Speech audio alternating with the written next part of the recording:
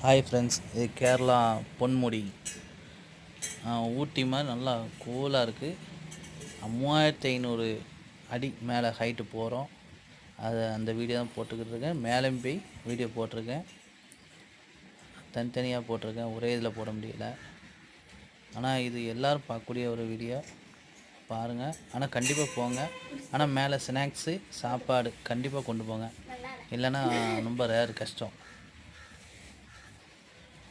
பாய்.